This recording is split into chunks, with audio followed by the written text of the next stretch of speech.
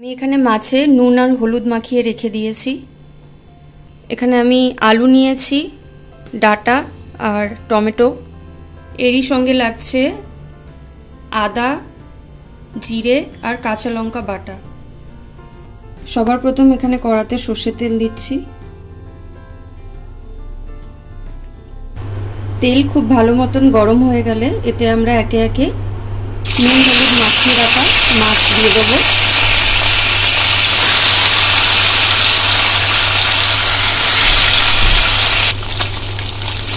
মাছগুলো লাল লাল করে ভেজে নেব দু সাইড থেকেই।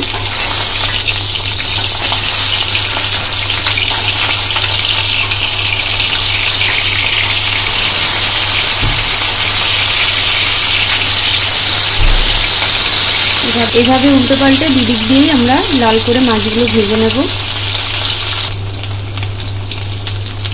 মাছগুলো আমার দু সাইড দিয়ে লাল লাল করে ভাজা হয়ে গেছে। এবার আমরা এটাকে তুলে নেব।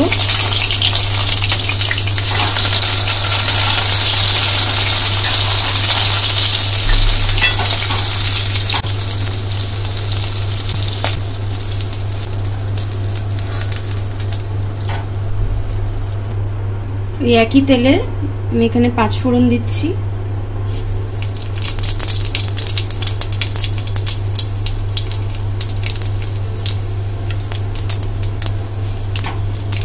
কয়েক সেকেন্ড নাড়াচাড়া করে এবার আমি এখানে কেটে রাখা আলু দিয়ে দিচ্ছি।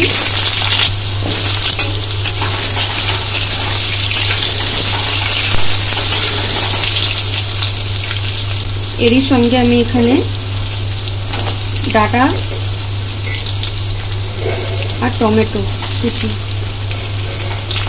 সব একসঙ্গে দিয়ে ভালো করে তেলে ভেজে নেব এগুলো আমরা।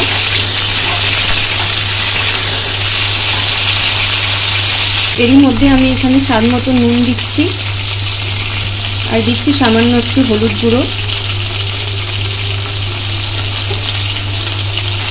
নুন আর হলুদ দিয়ে আমরা এই সব কিছু একসঙ্গে ভালো করে ভেজে নেব কিছুক্ষণের জন্য।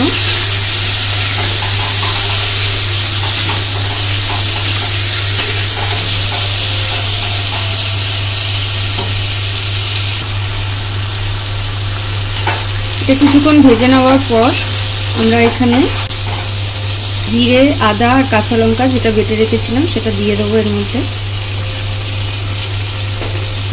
দিয়ে এটার সঙ্গে ভালো করে এটা মিশিয়ে নেব। আমি এখানে আর গুঁড়ো লঙ্কা ব্যবহার করছি না, আপনারা চাইলে এখানে সামান্য একটু গুঁড়ো লঙ্কা দিতে পারেন। এবার এটাকে আমরা ভালো করে মিশিয়ে চাপা দিয়ে কিছুক্ষণের জন্য রান্না করে নেব।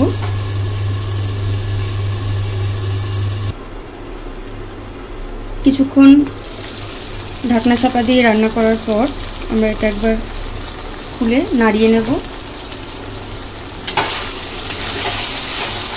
আমরা এতে আর কোনো মশলা ব্যবহার করব না।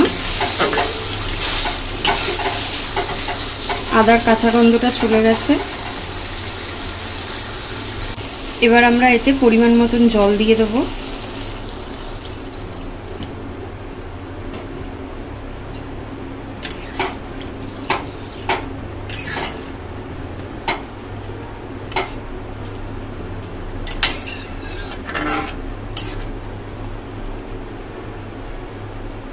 এবার এটাকে চাপা দিয়ে আমরা আলু আর ডাটা সেদ্ধ করে নেব ভালো করে। আমরা এবার ঢাকনাটা খুলে দেখে নেব আলু আর ডাটা সেদ্ধ হয়েছে কি।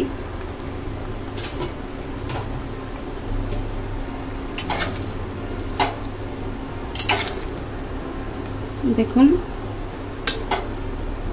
আলু ডাটা খুব ভালো মতন সেদ্ধ হয়ে গেছে। আমি এখানে কয়েকটা আলু এইভাবে একটু ভেঙে ভেঙে দেব। এই সময় আপনারা নুনটা চেক করে নেবেন, কম লাগলে আরেকটু নুন অ্যাড করে দেবেন। আলু সেদ্ধ হয়ে গেছে। এবার আমরা যে মাছগুলো ভেজে রেখেছিলাম সেটা একে একে দিয়ে দেবো এর মধ্যে।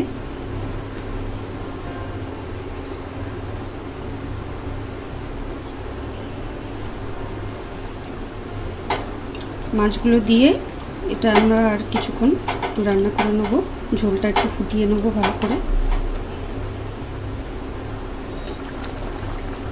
ঝোলটা খুব ভালো মতন ফুটে গেছে, দেখুন আমাদের রান্না একদম রেডি হয়ে গেছে।